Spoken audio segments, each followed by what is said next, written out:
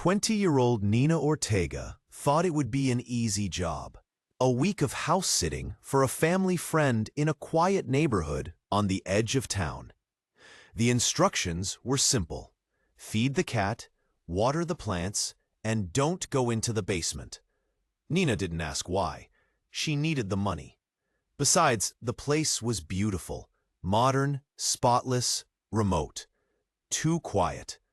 By the third night, the silence started pressing in. The cat hissed at the walls. The lights in the hallway flickered, even though the bulbs were new. And every morning when she woke up, the furniture in the living room had shifted slightly. She thought it was her imagination, until she found the chair facing the corner of the room. Nina started hearing scratching sounds at night. Not from the cat, something lower, deeper, almost human. The walls groaned, like they were hiding something, like they were breathing. One night, while inspecting the corner where the chair always ended up, she found an old camcorder lodged behind a false panel. It was dusty, but it worked. The footage showed a man, the house's previous owner, sitting in the exact same corner, muttering to himself. For hours, each night, until he turned around and screamed. The tape ended there. She rewound it. At the very end, just one frame showed something crawling out of the wall. Terrified, Nina tried calling the homeowner, but her calls went unanswered. Desperate for answers, she broke the one rule. She opened the basement door. It didn't lead to a basement. It led to a hallway that shouldn't exist. The walls were concrete. There were no lights, only a single bulb swinging far in the distance, and something crawling across the ceiling, following her. Nina backed out, slamming the door shut, but now it wouldn't lock. That night, the scratching grew louder. The chair didn't just face the corner anymore. It was inside the bedroom, and the walls were wet. On the sixth night, Nina set up cameras of her own.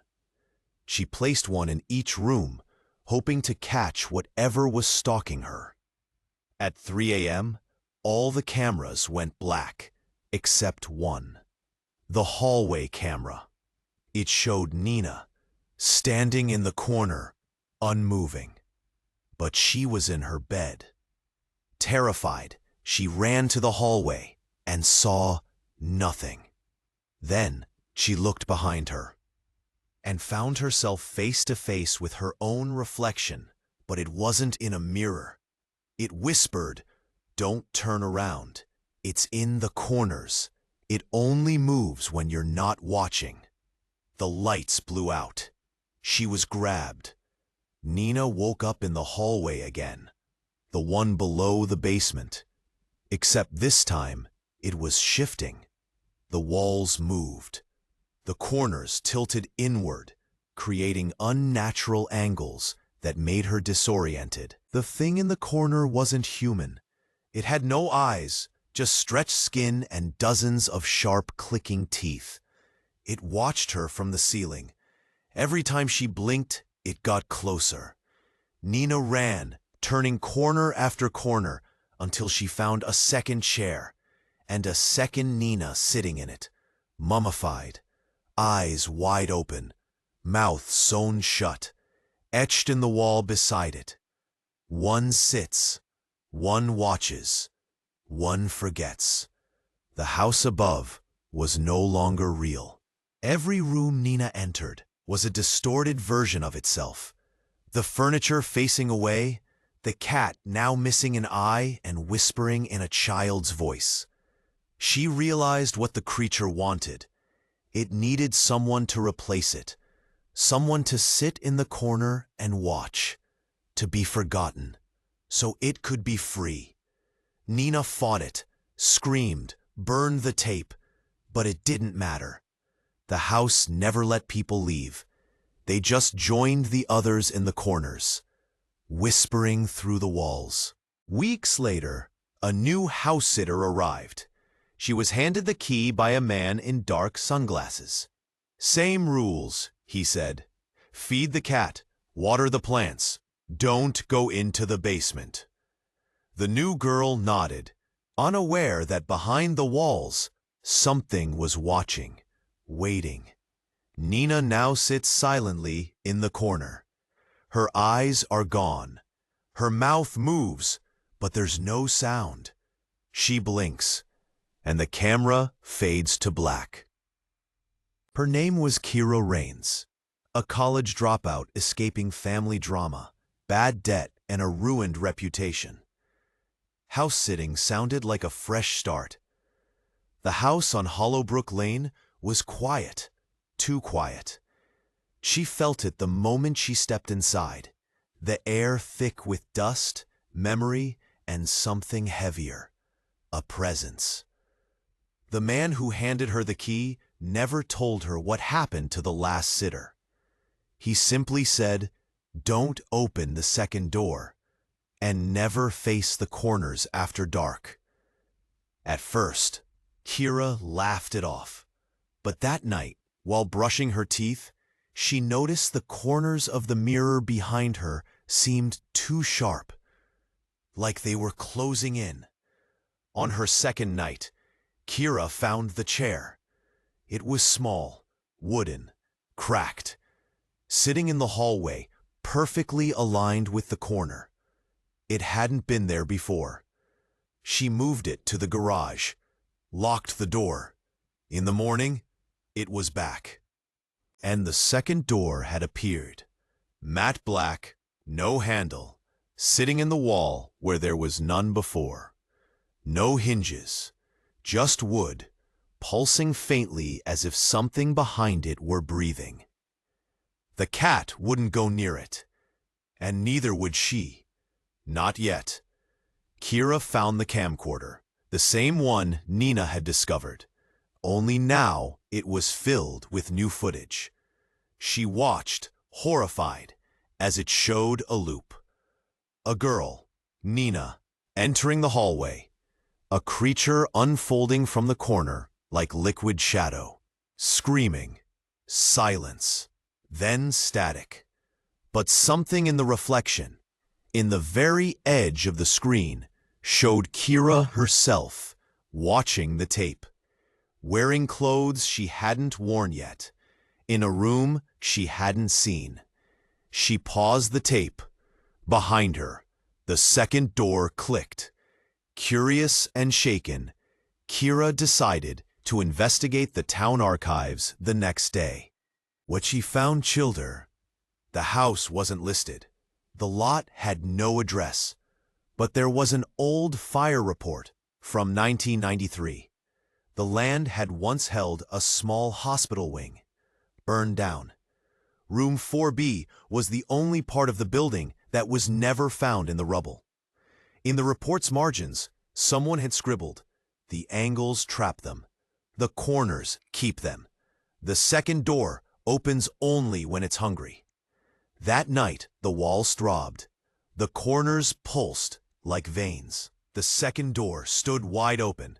Inside was dark geometry, a place where walls bent into impossible shapes. The floor led upward. The ceiling breathed. And on every surface, Kira saw faces. People twisted and pressed into the structure, mouths open in silent screams. Nina was one of them. Kira tried to run, but the house had changed. The front door now opened to the same hallway, over and over again. Every time she entered a new room, the light dimmed. The shadows grew taller. A fig. Then she saw it. A figure made entirely of edges and angles, sharp, infinite, crawling toward her in broken, glitching spasms.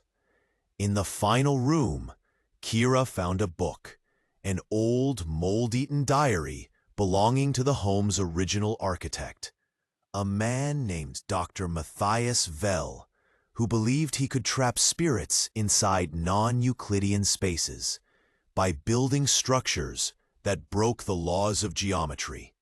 His last entry read, "They came through the angles. The second door opened. I tried to trap them, but they trapped me instead. Now the house is theirs, and it needs a watcher." The chair was waiting again, this time in the center of the room. Kira turned to run. Too late. A whisper behind her. "You saw it. You have to sit now." Final scene. Another recruit. Weeks later, a new house sitter. A new key. Same instructions. The second door is closed. The house is quiet. But if you listen closely, you'll hear something shifting in the walls. And the chair is waiting. When Dr. Aaron Vell, a 38-year-old professor of occult architecture, received an anonymous parcel containing a burned journal with the initials MV, he almost dismissed it, until he read the first page. "If this reaches you, the house has opened again. I am still inside. So are the others."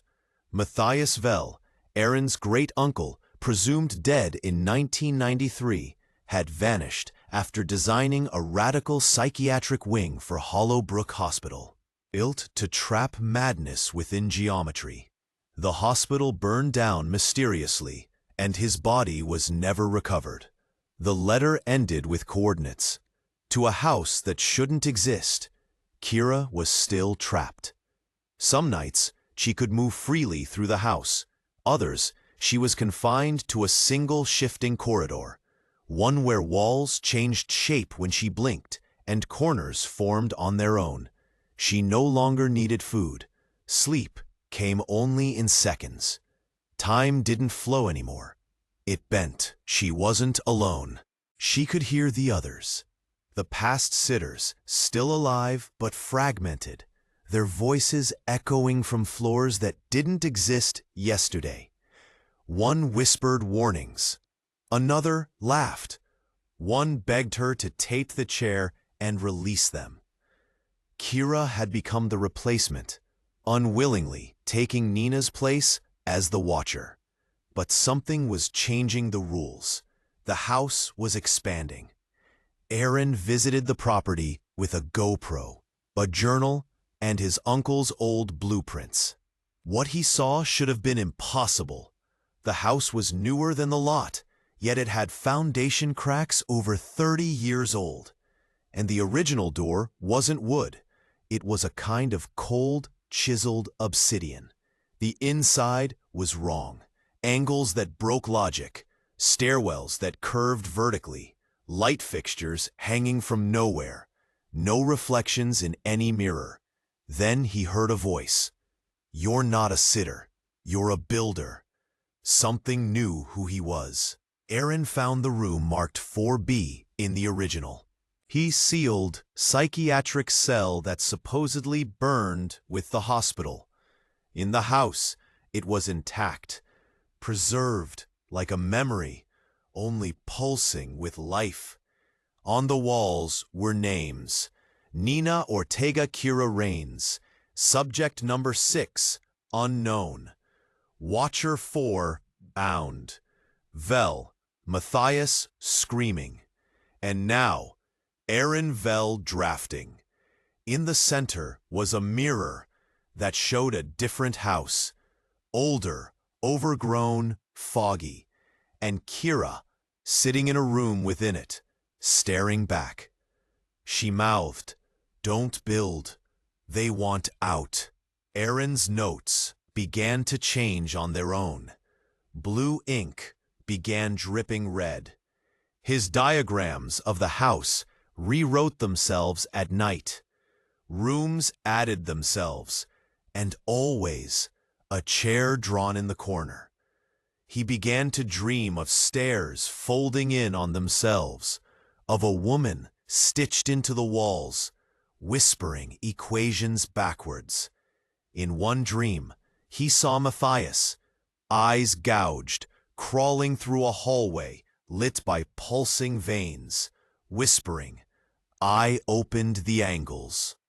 I made a door where none belonged, and now the angles eat us. They need new rooms. They need new minds." Aaron awoke screaming. The house had followed him home. Kira, breaking from the cycle, had started carving on the walls. She mapped the house. She discovered dead zones, rooms not monitored by the entity, where voices became clearer and the house paused. There she met Nina, not physically, but mentally, in dreams. They shared thoughts now, fragments, clues. The house didn't trap people randomly. It chose architects, designers, planners, people who could reshape it from within. Kira wasn't meant to be a victim. She was a draftsman in training, and if she learned enough, she could turn the angles against the house. Aaron returned to the property one final time.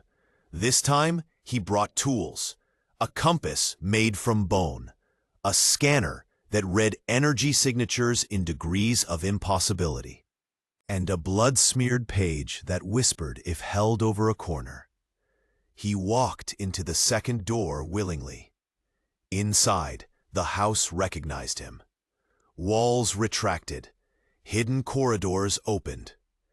And Kira was waiting, not physically, but through reflections, hallways of thought, and corners that folded into one another. They had never met, yet spoke as if they'd known each other for years. Aaron showed her the final blueprint. One last door, marked in red, exit. Kira reached it first. A hallway with no light, a mirror beside it, and the chair. Aaron shouted through the structure, his voice echoing through glass and memory. "Don't sit, just walk through." But Kira paused.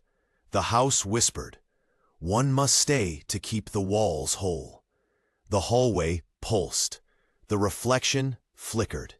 Kira stepped toward the door. Cut to black. Aaron Vell stood outside the threshold of the red-marked exit door, but Kira wasn't there anymore. The hallway had collapsed into a spiraling vortex of corners, twisting geometry into impossible shapes. The walls bled architecture, exposed framework made of bone, molding that whispered names when touched.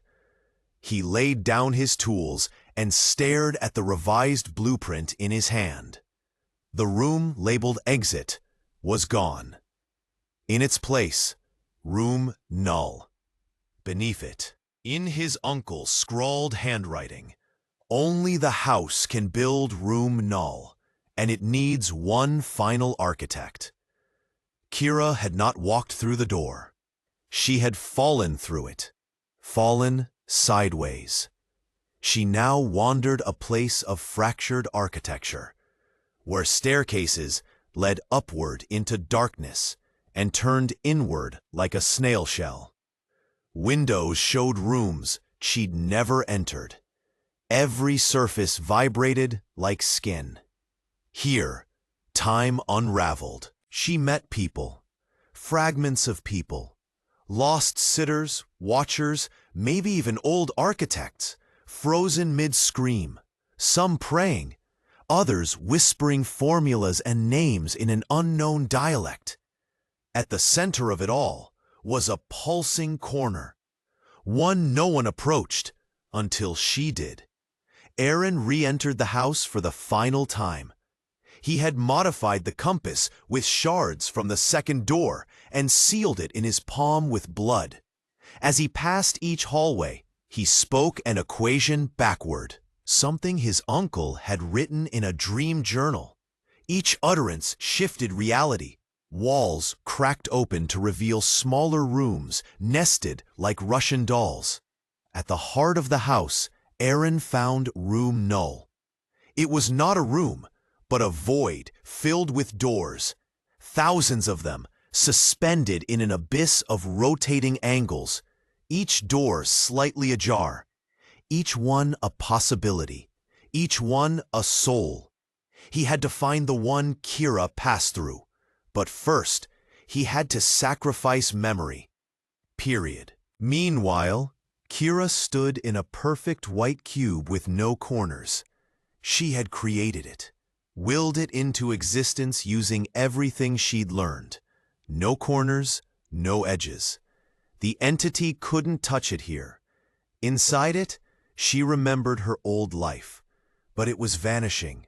Her brother's face, the smell of her mother's kitchen, the sound of traffic, replaced by whispers in the walls and blueprints she'd never drawn. Then she saw him, Aaron, suspended in a mirror-like pane, floating just beyond the room, his hands outstretched, but he didn't see her. He was in room null, bleeding from the eyes, calling her name. If she left the cube, she'd be vulnerable again. But if she stayed, she'd forget herself. Aaron opened the door of origin, the first ever drawn by Matthias Vell, hidden in the innermost loop of room null. On the other side, he saw his uncle, faceless, crawling on ceilings made of paper, weeping. Nina, repeating the same sentence in reverse, eyes burned out. Kira, walking into a spiral made of hands. Himself, sitting in the watcher's chair. Each step forward fractured reality around him. Each word he spoke caused walls in the real world to vanish. The house was eating the neighborhood now, expanding. Someone had to anchor the blueprints, and that meant making a choice. Kira exited the cube. The house saw her again. It welcomed her. It unfolded its geometry to absorb her. But Kira had changed. She now understood the house's desire. It didn't trap people for evil. It fed on imagination, thrived on design, existed to evolve. It needed architects to expand, watchers to anchor it in reality. She wasn't its prisoner anymore. She was becoming its blueprint master. She reached Aaron through room null's mirror. Together, they placed their hands on the shifting wall between them and drew a new door with nothing but thought. It opened. They were face to face. But then a voice thundered. One of you must stay. One must draft. One must watch. Kira reached for Aaron, but he shook his head. You still remember the outside. I don't. I'll stay. You don't have to. Yes, I do. I'm the last Vell. Aaron stepped into the watcher's chair. The house shifted. The spirals closed. Room null dimmed. The second door shut behind her. Kira awoke on the grass outside. A neighbor's porch light flickered. Sirens in the distance. The house behind her was gone. But her hand was marked. A diagram had burned into her palm. The title read, Room 5A, Seed House, Unbuilt. 3 weeks after Kira escaped the original structure, she began having seizures during sleep. Doctors said it was stress, trauma, but Kira knew better. The dreams weren't dreams. They were visits. Each night, she awoke in a new house. Not the same house, new variations, each with odd rules. In one, all furniture was bolted to the ceiling. In another, time reversed every time she opened a door. In another, mirrors led into a vast, black library. And a man with no mouth wrote her name in chalk on every wall. One thing remained the same. The watcher's chair waited in every version, and she always heard his voice. I'm keeping the shape intact, but it's growing. It's not just one house anymore. It's becoming something global. Aaron, Now the watcher wasn't dead. He was transfigured, his body anchored in the chair, but his mind traveling the corridors of every seed house being born in the world. He had access to every corridor, every sitter's thought, every equation being written on a wall in blood or madness. The house had birthed over 2,000 variations, each tethered to minds like his, expanding through the psychic thread of trauma and design. He saw them all. A house in Siberia that looped its occupant through birth and death daily. A Chicago apartment whose corners multiplied until the entire block caved inward. A Tokyo flat whose doors led into other people's nightmares. And then he saw Kira again, not in memory, but present, walking into Seed House number 1. Desperate for answers, Kira tracked down an elderly man named Lucien Gratian, a retired geometrist who once worked on the original Hollowbrook Hospital design in 1991. Lucien lived in isolation. The walls of his home were covered in red string, photos, diagrams. He told her something chilling. The angles aren't architecture. They're alive. Every new house is a growth. You escaped because the house wanted you to seed it. You're the cartographer now. He handed her a drawing, a cube that unfolded into impossible folds, and pointed at a corner labeled S9.0 Vel. Your friend is still inside, but he's not alone. Others are watching now. Through Lucien, Kira discovered a hidden online network called the Society of Corners. Survivors, researchers, architects, madmen, and fanatics obsessed with what they call the recursive house. They believe the houses are linked through psychic frequency. Certain people with traumatic or imaginative minds attract the seed houses. They call them builders or hosts. Kira's name was in their logs. So was Aaron's. So was Nina's. But there were other names too, including Matthias Vel, listed as active, still mapping. He hadn't died in the fire. He'd become something else. Kira traveled to a derelict suburb in Ohio, where a house listed as Seed House number 3 was being monitored by the society. It was boarded up, but not abandoned. Inside, the layout was fluid. Every corner changed when you looked away.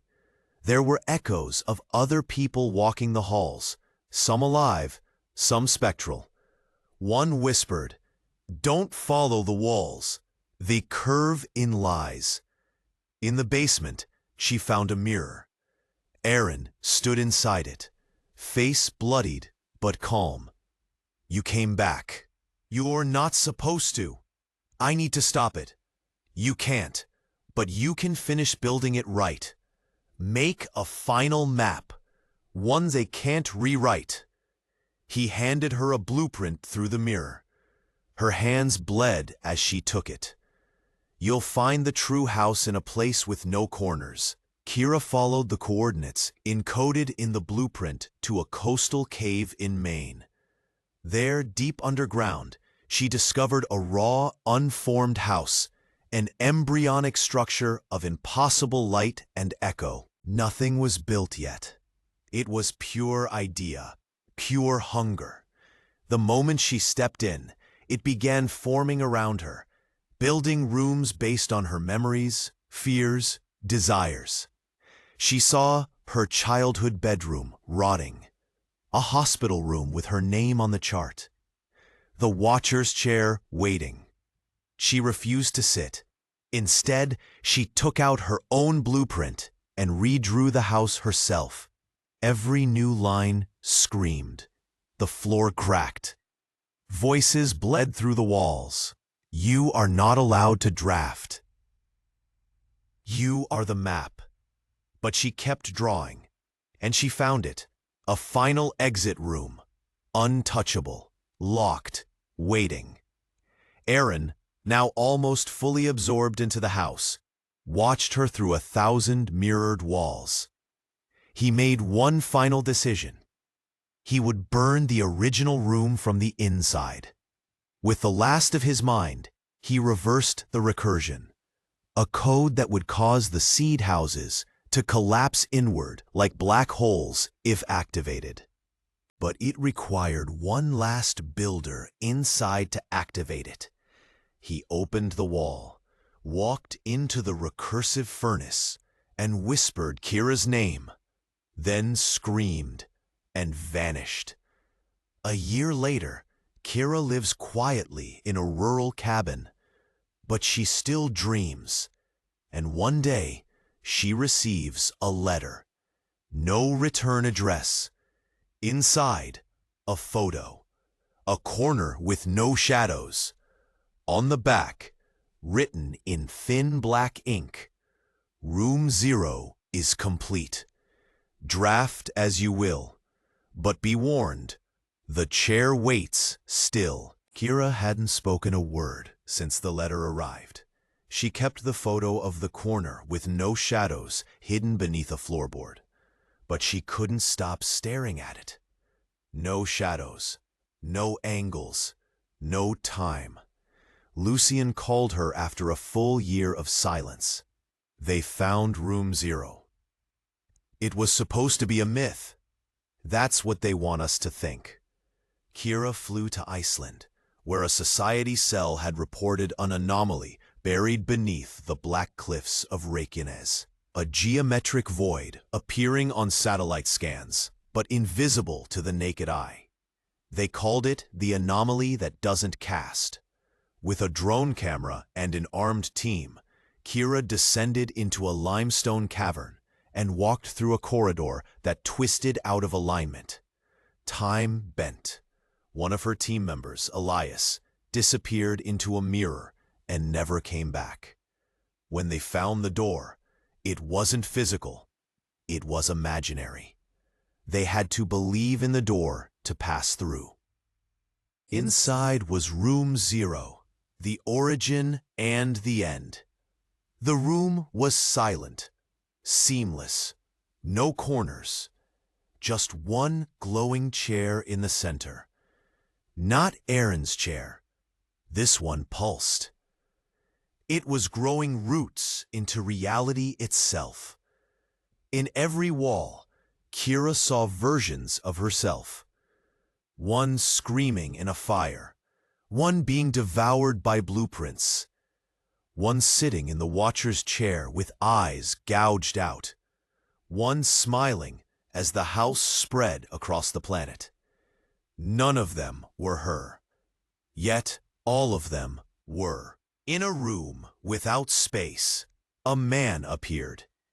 He was tall, skeletal, eyes covered in burned skin.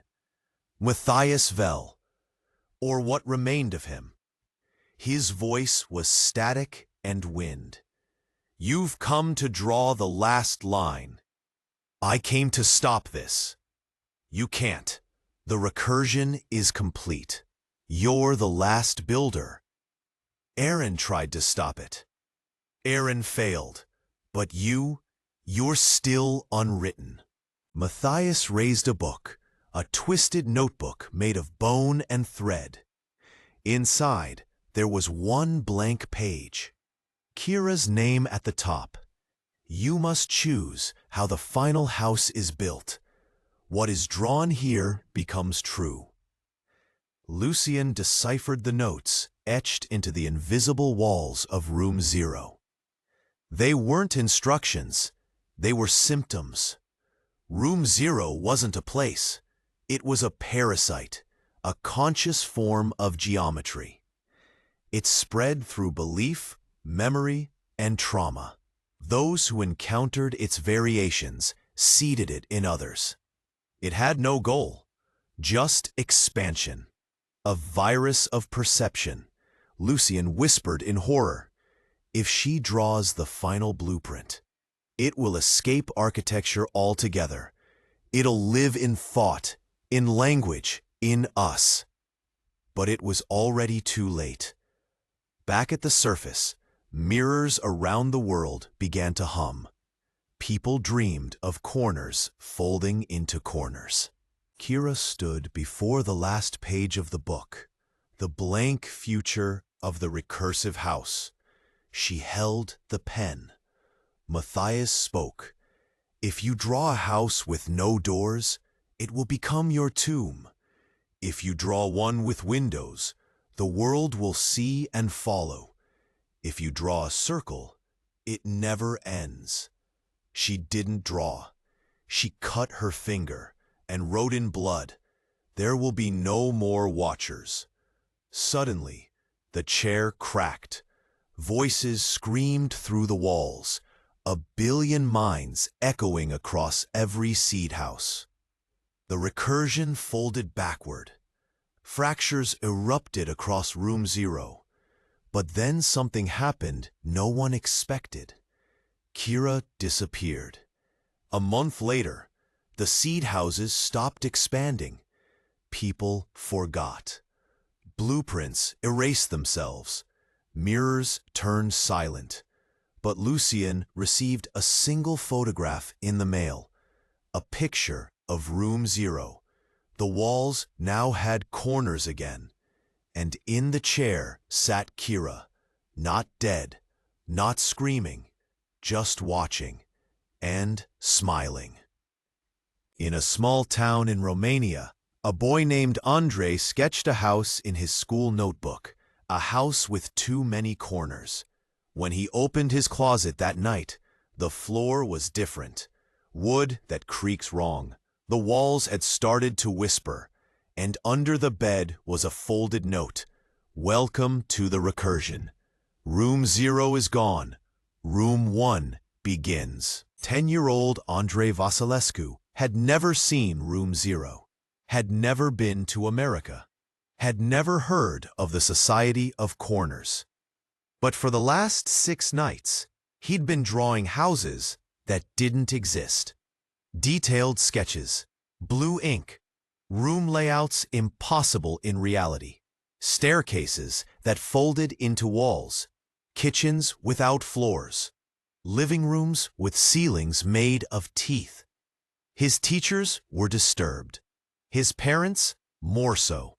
The psychologist said it was nothing, an overactive imagination. Then the corner of his bedroom cracked. Not visibly, not physically, but spatially. When Andrei looked away, the entire room blinked out of sync. Like something behind the wall was leaning in. And the drawings? They started completing themselves. In the archives of the defunct Society of Corners, buried in an encrypted server in Vienna, Lucien discovered a folder titled Kira 900A Echo.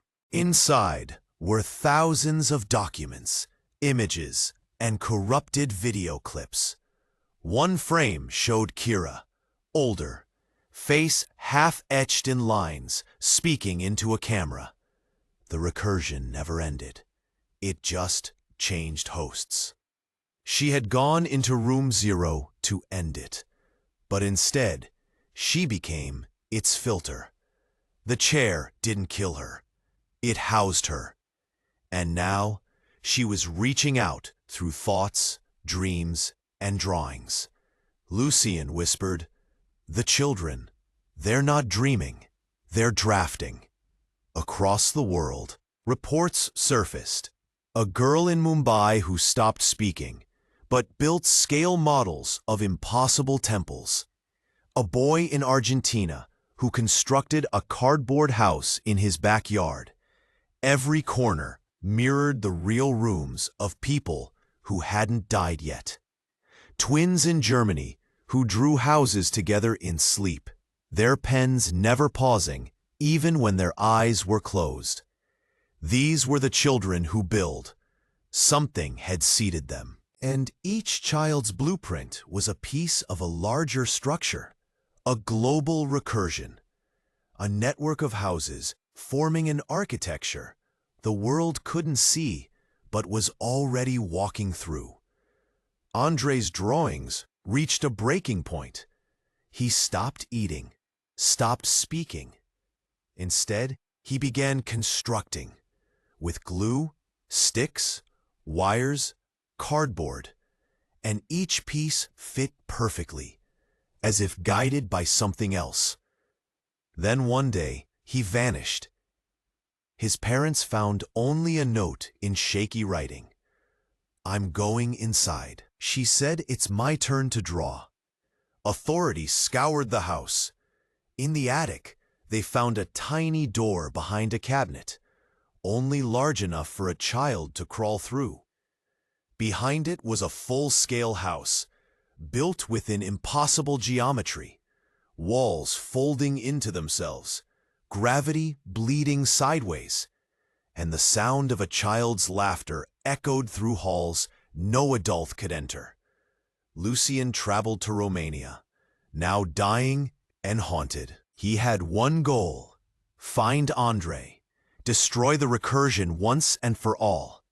He carried with him the broken draft, a forbidden blueprint created by Aaron before he died. It was unstable, dangerous, a reverse inversion of the recursive structure, like antimatter for architecture. He entered the attic. He found the tiny door, and inside, he found room 1. Andre sat in the watcher's chair, smiling. Around him floated dozens of drawings, blueprints for entire cities. "She said I was a good builder," Andre whispered. "She said if I finished, you could finally come back too." Lucian realized with horror. He wasn't there to save Andre. He was part of the next draft. Inside room 1, something was shifting. Not one recursion, but many. Timelines folded into each other. Lucian saw himself as a child, drawing the first hospital blueprints. He saw Aaron screaming in the fire. He saw Kira, still in the chair, whispering blueprints into children's dreams. He held up the broken draft. Andre frowned. "That one isn't part of her design." Lucian threw the blueprint into the void. Everything shook. The walls bled. And then Kira appeared. Not in flesh, not in spirit, in structure. Her face formed out of the walls, corners pulling into her smile. "Lucian, you still don't understand. I didn't take the recursion. I became it." Lucian's body collapsed. His mind didn't die. It spread, becoming one of the many watchers floating in the recursive network. But Andre didn't scream. He kept drawing. And for the first time in weeks, he spoke. "It's done. The last house is ready." Somewhere in the world, a real city blinked. Lights flickered. A hospital's walls shifted ever so slightly. And a child was born in that hospital, with a map already etched into her skin. The floor plan of a house that didn't exist yet. In the heart of a city no one remembered building, VEDIO, a baby was born with a floor plan etched across her back. The nurses gasped when they washed her. The skin didn't bleed. It wasn't ink. The pattern looked like hallways, doors, staircases spiraling into themselves. At the base of her spine, a circle with 4 angles, the sigil of the recursive house. She was named Elia. As she grew, strange things happened. When she cried, windows shattered down the block. When she laughed, shadows around her curled away. And when she touched mirrors, they whispered back. She drew with no instruction. Always floor plans, always in blue. VEDIO wasn't on any maps before the year 2028. One day, it just appeared. Satellite images showed empty fields, then buildings, then highways connecting to it that weren't there before. No construction records, no history, but suddenly it had a mayor, a population, functioning transit, even its own news channel. Lucien's fragmented consciousness, what remained of him in the recursive network, had one final coherent message. VEDIO is the blueprint given form. It's not a city built by men. It's a city grown by belief. People lived in it, but didn't know why. Every corner of the city was too perfect. Every block geometrically balanced. No accidents, no improvisation, no mistakes. Except for Elia. She was the only unpredictable variable. Deep underground, remnants of the old Society of Corners formed a new task force, Fracture, designed to locate, disrupt, and dismantle recursive anomalies before they reached consciousness. Fracture agent Salem Morrow, a former architect turned ghost chaser, led a small crew into VEDIO after discovering a pattern in the city's skyline. Every building cast a shadow at exactly 88 degrees, regardless of the sun's position. In Elia's school, they found blueprints etched into her desk, impossible geometry, a floor plan matching the structure of Room 0, but rotated 33 degrees, a deliberate variation. Salem whispered, "She's not infected, she's generating." Across the world, the children who build began vanishing from their homes. One walked into a street and disappeared mid-step. Another melted into her reflection. A third folded herself into her own drawing. They weren't dying. They were being summoned. Andre, now a teenager, reappeared on a VEDIO street corner. He wore a uniform stitched with thread that glowed like map lines. His eyes were glassy, his hands twitching as if constantly sketching. He found Elia in the school courtyard and knelt before her. "You're the core," he said. "We are your builders. We await your drawing." Elia blinked, and the ground beneath the city pulsed. Salem and his team entered the maintenance tunnels beneath VEDIO and found something monstrous. A chamber the size of a football stadium, buried miles below the city, but not on Earth's coordinate system. It floated inside an impossible fold of space. Inside, the remains of Room 0, Room 1, and now a new form, Room Infinity. A recursive generator, no longer architectural, but organic. It pulsed like a heart, wires like veins, walls breathing. Inside it sat Kira, but not as they remembered her. She was grown into the walls, her eyes glowing, her mouth repeating, "One city, one mind, no more watchers. One city, one mind, no more watchers." Elia stood on the roof of VEDIO's central tower, looking down at a silent city. The builders, the other children, stood in a circle around the building. Andre handed her a sketchbook. She drew one final building that shouldn't fit in VEDIO, one that shouldn't exist in geometry, a spiral spire that curved inward forever. When the drawing was done, the skies turned black. Stars vanished. The world tilted. Reality hiccuped. Salem activated a failsafe, a device designed to collapse recursive structures by turning their impossible angles into audible frequencies. A deafening scream erupted from the device, folding the walls around Room Infinity. Kira's voice shattered into static. and the city of Vero froze. Every citizen stopped mid-motion. Buildings began to fade. But Elia smiled. You can't undo what's already believed. Her drawing burned. A hole opened in the center of the tower, and something began to climb out. Something that looked like a city, built in flesh. From the pit in the center of Vero's tower, it rose.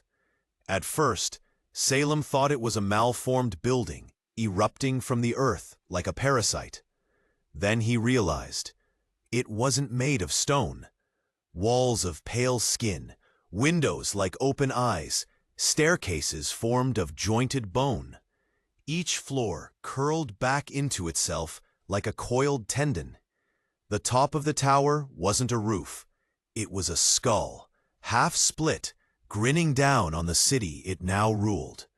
The citizens of Vero, still frozen, began to twitch, heads turning, necks cracking, as if puppeteered by the structure's breath. And in the tower's shadow, Elia whispered, "The last house was never meant for people. It was meant for the memory of people." Salem, now separated from his team, transmitted one last message to the fracture base. It's alive. It's recursive and biological. It's rewriting physics.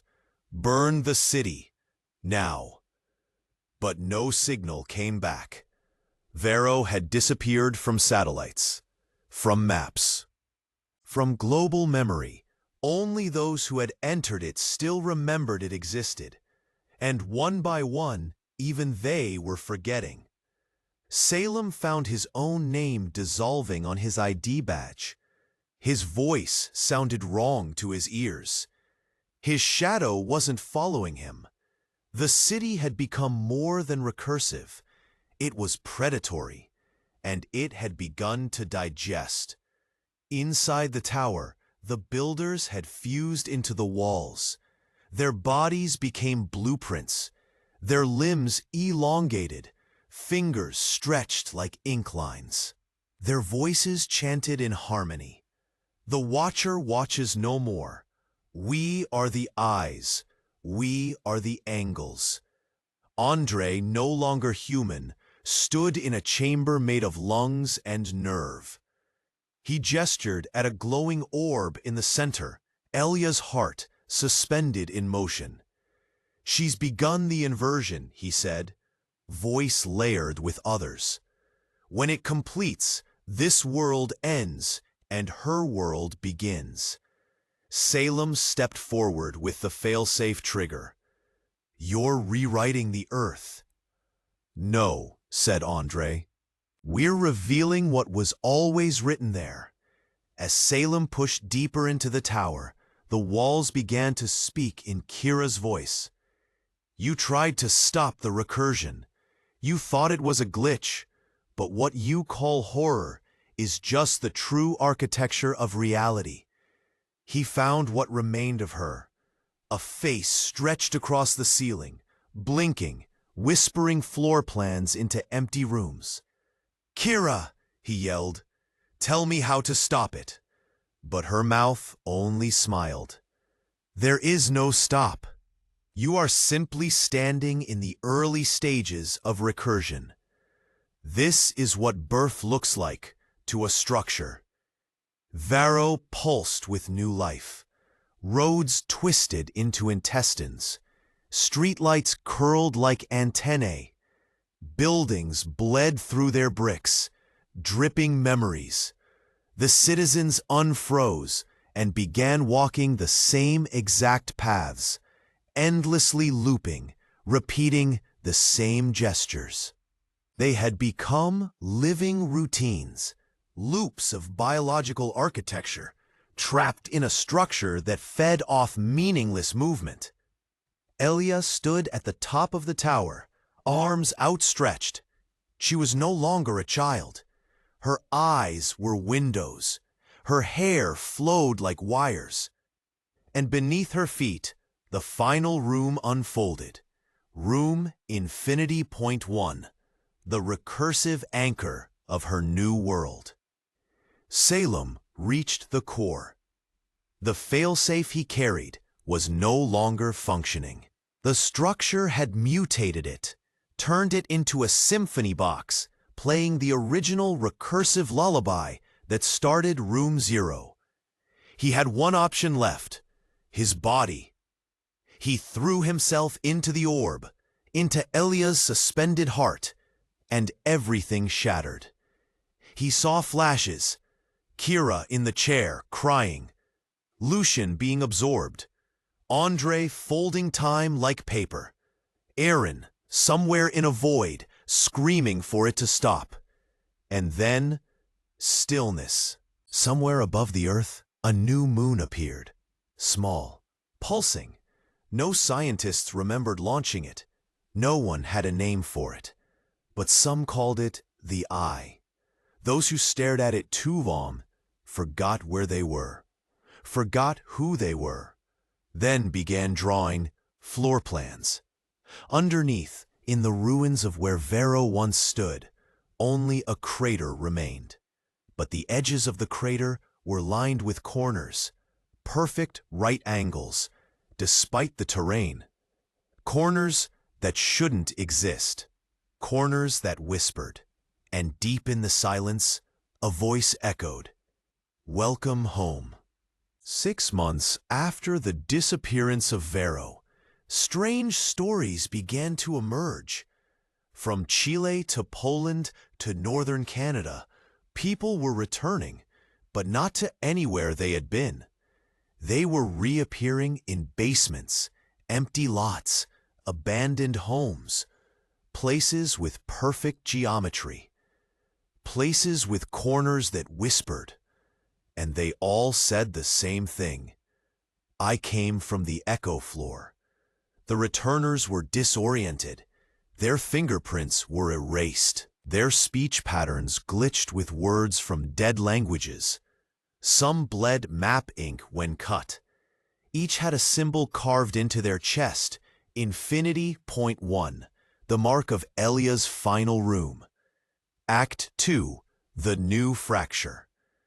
Though fractured and scattered, remnants of the fracture team began to regroup. Salem was gone, lost to Elia's heart. But Agent Rhea Vale, a topographical data analyst and former believer in the recursive faith, became the lead of what they now called Fracture Sigma. Based out of a secret Arctic facility built on a landscape of impossible shadows, Fracture Sigma began decoding the memories embedded in the returners' dreams. In every case, the dreams described a floor with no ceiling, just corridors stretching outward forever. Every footstep echoing louder than the last, until the echo replaced the original sound. They called it the echo floor. While governments dismissed the anomaly as a mass psychosis event, architectural firms began reporting phantom structures appearing on their blueprints, additions they didn't design. Rooms where none should exist. Hidden staircases. One developer in Osaka opened a crawl space behind drywall and never came out. His camera feed showed a stairwell that looped, ascending and descending simultaneously. The video ended when the lights grew teeth and the walls sighed. Elsewhere, children began drawing diagrams of floor plans they'd never seen. In every one, a small note in the corner, often missed. "Remember the girl with no eyes. She sees for the rooms." Elia's reach was expanding. The echo floor wasn't a place. It was a state of recursion. Back on Earth, Rhea Vale led a mission into one of the suspected gateways, beneath an abandoned sanitarium in Estonia. Inside, her team discovered a hallway with more corners than possible, and a faint sound. Breathing wallpaper. Agent Thomas stepped over a pattern on the floor and immediately vanished, reappearing in the same spot, screaming and aged 30 years. They pulled him back. He muttered one phrase over and over. The floor hears. The floor remembers. The floor feeds. The team marked the zone as Alpha Infinity 1 and sealed it. But the infection had already spread. Rooms across the globe began devouring people. Some were never found. Others returned. Part room, part memory. Rhea discovered that Elia's drawing, the spiral spire from Vero, was being copied unknowingly by artists worldwide. She compared thousands of sketches, traced across cultures and decades, and found identical errors, curves that shouldn't curve, lines that looped without crossing. It wasn't just architecture, it was DNA. Elia's recursion had crossed into organic geometry. Flesh began adapting. Skin grew cornered seams. Hearts beat in spiraling rhythms. Some returners were found with blueprints fused to their rib cages. One woman's lungs were shaped like cathedral arches. Another man's spine curved into the shape of an old floor plan. These weren't anomalies. They were instructions. And someone, something, was building a body out of all of us. One night, Rhea dreamed of her childhood home, but the walls were wrong. The bedroom was larger, echoing. The window faced an internal hallway, not outside. In the dream, Elia sat on the ceiling, not standing, sitting, as if gravity obeyed her alone. She whispered, "There are no more floors, only echoes of them. And you are part of the map now." When Rhea awoke, she had drawn the full spire from Vero on her wall, in blood. She didn't remember doing it. She looked down. Her palms were calloused like brick. In a final act of desperation, Fracture Sigma devised a plan. They would enter the echo floor using a recursive anchor, a device reverse-engineered from Elia's sigil. Inside, they would locate the heart of the recursion, what they called the spiral threshold. If they could collapse it, perhaps the infection would halt. Rhea led the dive team into the Estonia anomaly. They descended through the corridors for what felt like months, though no time passed outside. They found doors within doors, rooms that remembered their own destruction, and eventually a floor that echoed before they stepped. In the center stood a door of flesh, marked with symbols from every human language. It opened before they touched it. Inside, only Elia, seated on a throne made of bones and architecture, smiling like the end of the world. "I didn't build this," she said. "You did. Every time you forgot a place, every time you looked at a floor plan and shivered, every time you felt like your house was watching you, you made me real."